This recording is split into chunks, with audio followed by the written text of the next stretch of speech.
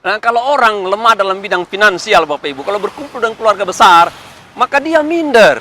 Apalagi kalau dia diomongin, apalagi kalau dia direndahkan, apalagi kalau dia tidak dianggap, itu gampang tersinggung, Bapak Ibu.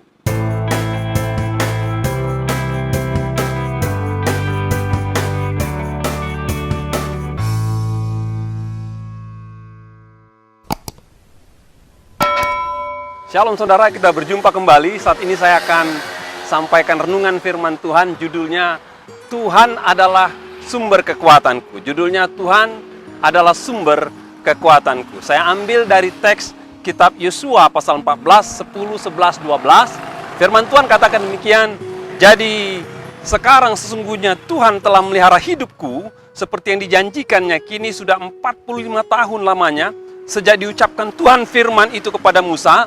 Dan selama itu orang Israel mengembara di padang gurun. Jadi sekarang telah berumur 85 tahun aku hari ini. Pada waktu ini aku masih sama kuat seperti pada waktu aku disuruh Musa. Seperti kekuatanku pada waktu itu, demikian kekuatanku sekarang untuk berperang dan untuk keluar masuk. Tuhan adalah sumber kekuatanku. Pada waktu kita memiliki keterbatasan dalam kekuatan fisik, maka Tuhanlah sumber kekuatan kita. Pada waktu kita memiliki masalah dengan keterbatasan fisik, maka Tuhanlah sumber kekuatan kita. Saudaraku, ini cerita mengenai Kaleb. Dan orang Israel sudah ada di tanah Kanaan. Dan satu kali Kaleb mendatangi Yosua dan berkata, berikanlah pegunungan di mana orang-orang enak tinggal, supaya aku berperang ke sana dan menaklukkannya untuk menguasainya seperti yang dijanjikan Musa. Lalu Kaleb bilang sama Musa, sama Yosua, sebagaimana aku berusia 45 tahun. Waktu dulu katanya, punya kekuatan. Sekarang pun katanya, usia 85, saya punya kekuatan yang sama. Saya punya kekuatan yang sama. Bukan karena fisiknya, namun karena Tuhan yang memberikan kekuatan kepada Kaleb. Jadi Bapak Ibu, ketika Kaleb berjuang menaklukkan orang-orang enak yang ada di daerah pegunungan, namanya pegunungan, mendaki dan sulit, orang-orang enak itu besar, punya kota berkubu. Namun dia percaya, walaupun dia sudah tua, Tuhan bisa berikan kekuatan fisik kepada dia untuk menuntaskan perjuangan. Dan benar, Kaleb bisa menaklukkan orang-orang enak dan menguasai daerah situ, sehingga itu menjadi tanah miliknya dan keturunannya. Bapak Ibu, dalam hidup manusia, maka ada siklus kekuatan fisik manusia. Waktu kita masih kecil, menuju remaja, menuju pemuda, maka fisik kita itu sangat kuat sekali. Kalau umur orang kurang lebih 70 tahun gitu atau 80 tahun, maka puncak fisik seorang manusia itu di usia 80 tahun. 40 tahun menurut saya. Setelah 40 tahun maka kekuatan fisik akan menurun, ya. Kaleb itu sudah ada pada usia 85. Jadi kalau ibarat gunung, sebenarnya Kaleb itu sudah ada pada titik terendah kekuatan fisik. Namun Kaleb percaya, Bapak Ibu, sekalipun dia sudah ada pada titik terendah kekuatan fisik, Tuhan masih bisa memberikan kekuatan ekstra kepada dia untuk bisa berjuang menaklukkan orang-orang enak sesuai dengan impian dan harapannya. Bapak Ibu, kita tidak bisa pungkiri, semakin tua badan kita, semakin lemah fisik kita. Semakin tua badan kita, semakin banyak gangguan. Gangguan di mata, gangguan di telinga, gangguan di leher, gangguan di pundak. Bahkan kalau orang tua, sering ada gangguan di lutut, saudara. Ada gangguan di tumit. Ada macam-macam gangguan kolesterol, gangguan gula, gangguan yang lain-lain, sehingga membuat fisik tidak prima. Dan yang repotnya, dalam masa-masa tertentu, kita masih punya target, sebagaimana Kaleb punya target. Kita masih punya harapan, kita masih punya tujuan untuk hidup kita ke depan. Namun ada kalanya, target yang kita bikin, harapan yang kita bikin, tidak bisa kita kejar karena kekuatan fisik kita sudah berkurang. Dan kalau ada Bapak Ibu punya masalah seperti itu, firman Tuhan menegaskan, kalau engkau punya keterbatasan fisik dan engkau punya target ke depan, maka engkau bisa mengandalkan Tuhan. Dan Tuhan akan memberikan kekuatan kepadamu. Tuhan akan memberikan kekuatan ekstra kepadamu agar bisa melakukan apa yang perlu kau lakukan dan berjuang dan mendapatkan apa yang kau harapkan di masa mendatang. Bapak Ibu, saya saksikan diri saya. Saya sebagai pengajar, saya sebagai pembimbing rohani dalam banyak tempat ya di Jakarta ini. Kadang-kadang ada saatnya badan saya drop. Ada saatnya badan saya tidak fit. namun tugas menunggu, tugas menanti, dan harus dikerjakan.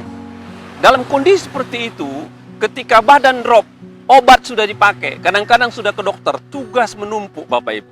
Dan saya tahu cuma satu jawaban, minta kepada Tuhan kekuatan ekstra. Dan luar biasanya, ketika satu tugas saya kerjakan, maka badan saya lemah lagi. Ada tugas berikutnya, saya datang pada Tuhan berdoa, saya kerjakan tugas itu, maka ada kekuatan ekstra bisa saya kerjakan, namun drop lagi. Begitulah, setiap tugas mau saya tuntaskan, walaupun badan saya kurang fit pada masa itu, ada kekuatan ekstra daripada Tuhan yang memberikan kesegaran kepada saya untuk bisa mengerjakan tugas-tugas yang ada di depan. Dan bagi Bapak Ibu Saudara yang saat ini punya keterbatasan fisik, sementara masih ada targetmu, masih ada pekerjaanmu, masih ada tugas-tugasmu ke depan, ketika engkau tidak berdaya, saya yakinkan saudara, firman Tuhan katakan Tuhan sumber kekuatan. Engkau minta kepada Dia, maka Dia akan berikan engkau kekuatan ekstra kepada badanmu, kepada tubuhmu, kepada fisikmu, untuk bisa mengerjakan tugas-tugas yang belum selesai, yang masih di depan. Dan saya percaya Tuhan akan mampukan saudara. Tuhanlah sumber kekuatanku. Yang kedua, saya ambil 1 Samuel 2 ayat 1. Firman Tuhan katakan demikian. Lalu berdoalah Hana, katanya, hatiku bersukaria karena Tuhan tanduk kekuatanku. Ditinggikan oleh Tuhan. Mulutku mencemoohkan musuh, sebab aku bersukacita karena pertolonganmu. Yang kedua, ketika ada hantaman-hantaman pada hati kita, pada perasaan kita, dan kita merasa tidak kuat, maka yakin percayalah, ketika kau datang pada Tuhan, maka Tuhan sumber kekuatanmu Bapak Ibu. Ya, Hana ini istri pertama. Ya, lalu dia punya suaminya punya istri kedua namanya Penina. Dan Penina ini sering menghina Hana karena Hana nggak punya anak, dia punya anak. Ya, dalam 1 Samuel 1 ayat 7 dikatakan, demikianlah terjadi dari tahun ke tahun setiap kali Hana pergi ke rumah Tuhan, Penina menyakiti hati Hana sehingga ia menangis dan tidak mau makan. Namun satu kali dikatakan, Hana datang ke rumah Tuhan. Dia berdoa di sana. Dan ketika dia berdoa di sana, ada seorang nabi atau seorang petugas rumah Allah di situ menegur dia. Namun dia katakan, saya bukan mabuk, saya sedang berdoa. Dan hamba Tuhan itu katakan, jadilah menurut doamu. Dan benar, tahun depan anak dikandung oleh Hana, dan itu bernama Samuel, seorang nabi yang besar pada masa itu. Dan ketika Samuel lahir, maka dia terhibur. Apa yang menjadi tekanan hatinya, apa yang menjadi pukulan hatinya terhadap istri kedua suaminya Penina, itu diangkat oleh Tuhan. Dan dia bisa bersuka cita. Dia keluar daripada tekanan mental, gangguan perasaan, tekanan pihak lain, karena sepertinya dia punya aib. Namun Tuhan berikan penghiburan kepada dia dengan memberikan dia anak. Bapak Ibu, hati itu adalah muara daripada perasaan. Oleh sebab itu Bapak Ibu, kita harus berjaga-jaga terhadap hati kita. Hati itu lemah lembut, hati itu sensitif seperti permukaan air. Kalau ada orang-orang tidak senang sama kita, mencaci kita, menghina kita, merendahkan kita, kalau kita tidak hati-hati, maka hati kita terganggu. Kalau satu kali tidak apa, tapi kalau berkali-kali kita tidak kuat, maka itu bikin kita down. Kalau berkali-kali kita tidak kuat, itu bisa bikin kita sakit hati, luka batin, akar pahit. Namun Alkitab katakan, ada solusi buat saudara yang sering mendapatkan hinaan, yang sering mendapatkan cemoohan dari pihak lain. Engkau datang pada Tuhan, engkau berseru pada Tuhan, maka saya percaya Tuhan akan membentengi hatimu, akan membentengi hatimu, dan ketika ada hinaan, Tuhan akan mengcovernya. Dia akan melindungi perasaan hatimu, dan engkau bisa melewati masa-masa ketika orang merendahkan engkau, ketika orang mencemooh engkau, ketika orang menghina engkau. Dan satu kali Alkitab katakan, Tuhan akan angkat engkau. Tuhan akan berikan apa yang menjadi kerinduan hatimu, sehingga hinaan yang kau tanggung selama ini itu akan dihapus oleh Tuhan. Siapa di antara saudara yang sering mendapatkan hinaan? Siapa di antara saudara yang sering dicemooh oleh orang lain? Siapa di antara saudara sering direndahkan? Karena satu kondisi, dua kondisi datang pada Tuhan.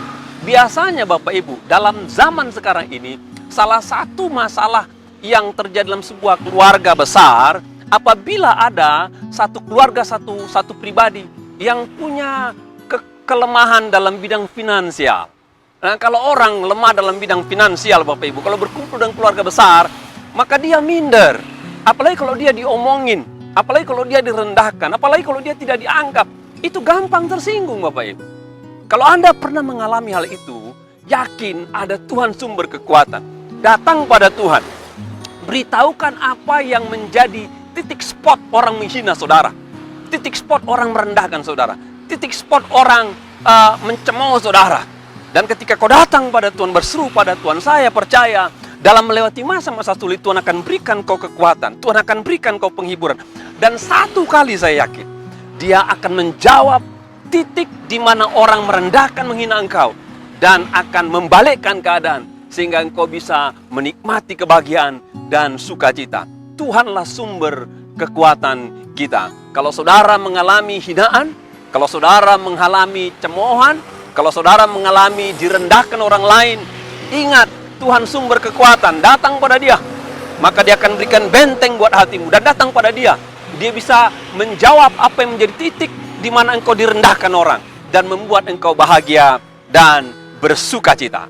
Tuhanlah sumber kekuatanku. Yang ketiga saya ambil dari Filipi 4 ayat 13 dikatakan, segala perkara dapat kutanggung dalam Dia yang memberi kekuatan kepadaku. Segala perkara dapat kutanggung dalam Dia yang memberi kekuatan kepadaku.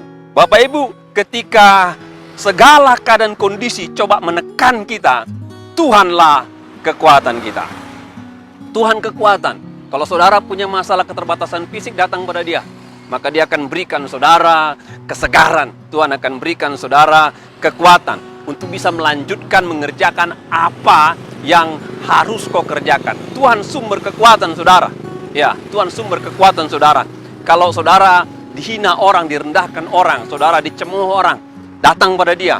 Dia akan bentengi engkau dan akan menjadi jawaban buat engkau atas apa yang menjadi hal engkau direndahkan orang, dan menjawab dan bisa memberikan kesegaran buat hidupmu, kepuasan buat hidupmu untuk kau lepas daripada tekanan hinaan orang lain. Yang ketiga, Tuhan adalah sumber kekuatan ketika kondisi keadaanmu tidak seperti yang kau harapkan. Sangat sulit, menjepit saudara. Ingat, ketika kau datang pada Tuhan, maka Tuhan bisa berikan engkau kekuatan yang daripadanya. Paulus sedang melayani di daerah Asia Kecil, dan konteks ini bicara kota Filipi. Memang kota Filipi itu adalah kota kaya, di mana Paulus sering dibantu oleh orang-orang jemaat di Filipi. Namun ingatlah, ada kalanya Bapak Ibu, tidak selamanya bantuan datang. Seringkali Paulus dalam pelayanan itu mengalami kesulitan. Salah satu kesulitan klasik yang dialami oleh seorang rasul pada masa itu masalah finansial. Ya, mencukupkan kehidupannya dan pelayanannya. Dan Paulus bikin tenda. Tapi bisnis tenda tidak selamanya profit.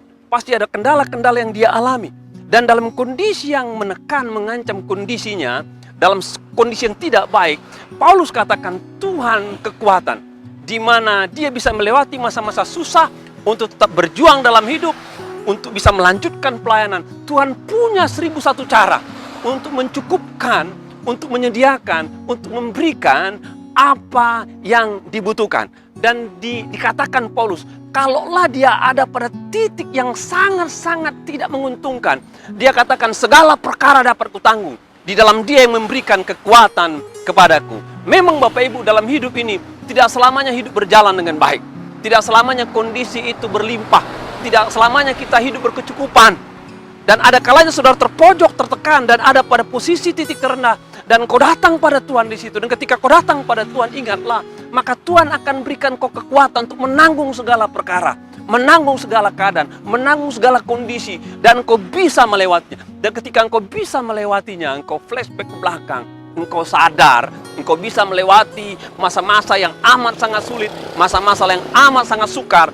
Ingatlah, itu bukan karena kekuatanmu. Tuhan berikan kekuatan kepadamu untuk bisa melewatinya dan menjalani kehidupan. Saya tidak tahu bagaimana kondisi saudara saat ini.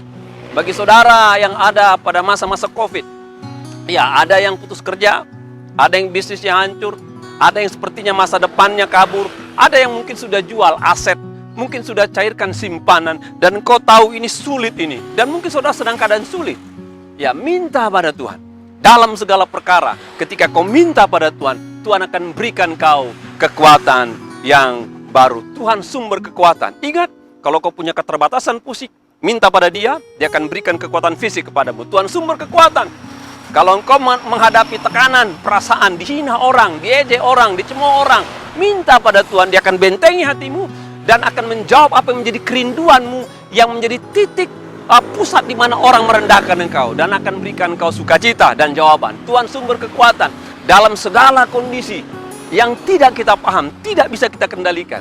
Dan ketika engkau tidak bisa berbuat banyak, dalam kondisi itu pun Alkitab katakan, Dia beri kekuatan sehingga kau cakap tanggung segala perkara untuk melanjutkan kehidupan. Kiranya renungan ini berkati saudara. Ingat, Dia adalah sumber kekuatan kita. Tuhan memberkati.